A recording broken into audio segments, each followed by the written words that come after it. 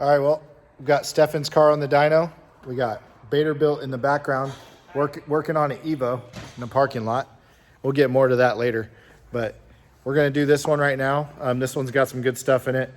It's got an FP black turbo right now, but it's gonna go 6466 shortly after this video. Once he gets the car back and enjoys it a little bit. But it's got a fully built, what is it, stage 5 motor? Yeah, so it's got everything. So we should be able to see what the FP Black's capable of and do a full send on it. So I know you guys are gonna like this. We got the AMS manifold on there. I don't do a whole lot of these manifolds. These are kind of rare for me.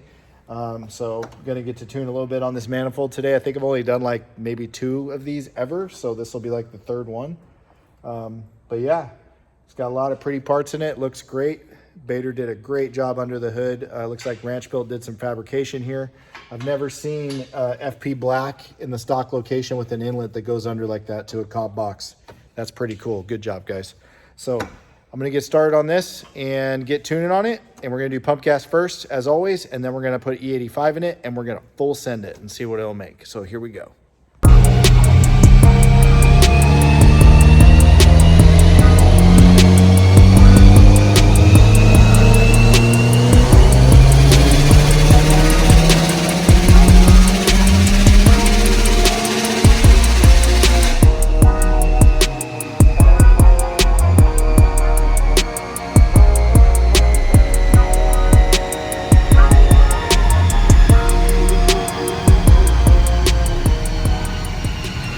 All right, so we're having an issue here. A couple pulls in. Air fuel ratio is pretty stable, but I'm trying really hard and then it just goes off the chart towards the end at the higher RPM. So we're checking the fuel pressure regulator right now. We have it screwed up a lot, trying to maintain like 45 PSI at idle, which is kind of weird. So I'm wondering if that regulator is having issues. So we're trying to figure that out. This does have a Cobb Flex fuel kit on it with the fuel pressure sensor. So I just learned that, so I didn't know it had the actual differential pressure sensor. So I'm gonna start logging that in the next couple pulls, see if the pressure's dropping, which I'm almost positive it is, and then we're gonna go from there. But in the meantime, old Josh here, wherever he went, he's burning his hand trying to get to the connector because he didn't plug in the flex fuel sensor. But hey, how is it? She's a bit MIA. So, She's like the towel in this joint. she a little warm in there? Yeah. Well, I wasn't really ripping her that hard. Hot, man. I wasn't ripping her too bad. Yeah, and then I burnt the crap on my finger. I'm trying to find a towel. What do you need a towel for? Put it back on the manifold. It'll dry off real quick. Oh, it'll dry off all right up there. So we're at just about 400 wheel on pump gas so far at 22 PSI, which is really good power.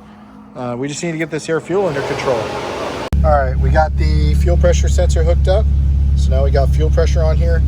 We got ethanol content. All the sensors we need. We're gonna do another pull. We're gonna data log that fuel pressure and see what's going on. So we got a log of the fuel pressure here. As you can see, the fuel pressure is pretty normal, but then it starts getting pretty jagged, and then right where it goes lean, right there, there's our issue. Fuel pressure goes crazy right there. So we have an issue with the fuel pressure on this car, the fuel system, so we're gonna have to dig into that. So this is the log where I was showing you guys the fuel pressure that's bouncing right there. So we have a couple theories on what's going on. We're not 100% sure on this, but unfortunately we're gonna have to try to swap parts because one theory that we have is this fuel pressure regulator is not working correctly and the spring inside is bouncing and not keeping the pressure solid. I don't really use this particular regulator a lot of the time, and neither does Bader, but this is the one that he had with the car when he got it.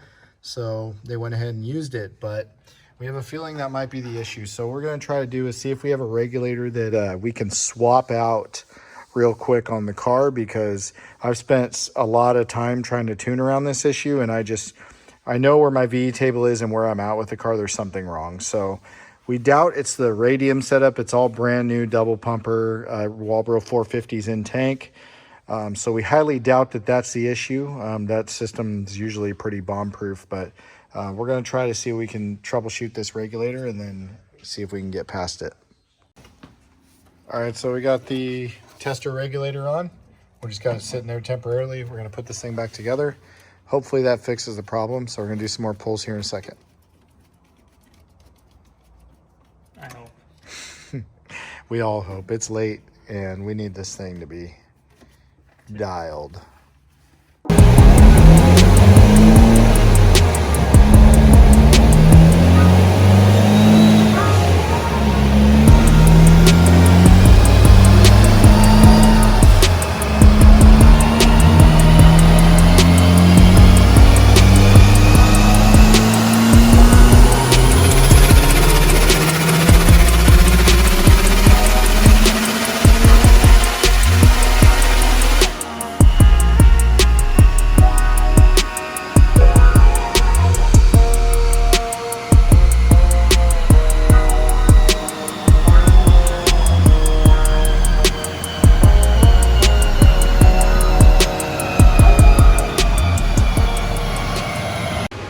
All right, with the fuel corrections fixed, you can see now on pump gas we're at 427. The car's much happier.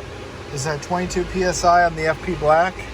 I'm gonna try to put a little more timing in it, hit that 450 mark on pump, and then call it good, and we're gonna go to E85 next.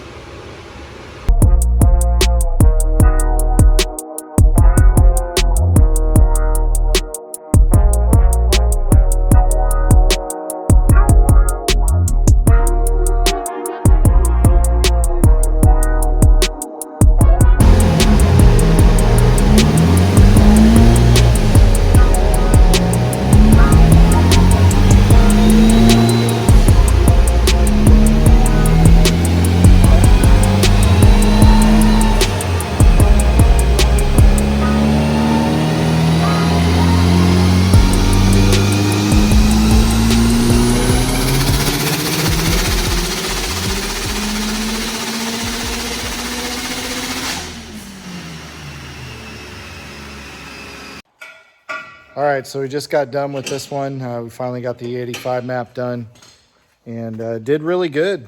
All in 34 pounds on the FP Black with aggressive timing, pretty much all the timing the motor would take.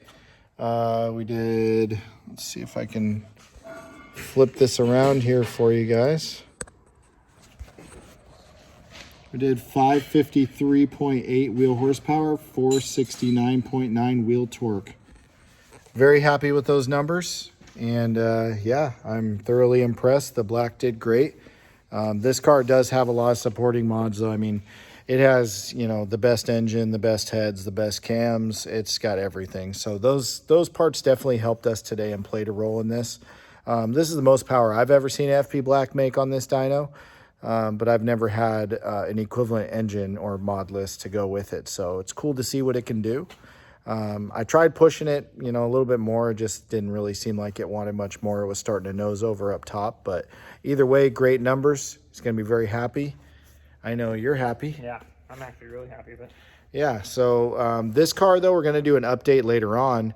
We're going to go bigger. So, you know, he's going to drive this around for a little bit. He's going to come pick it up tomorrow. He's going to rip this around for a few weeks, maybe a month or so, and then this thing's getting a rotated kit, and it's getting a turbo that it really needs. So I'm going to do a 6466 on this baby, and then we're going to turn it up. It should make at least 100 wheel over where it's at now. So I'm really excited to bring you guys that content when it comes. But we're going to call it a day for now. We've been here a really long time troubleshooting this car.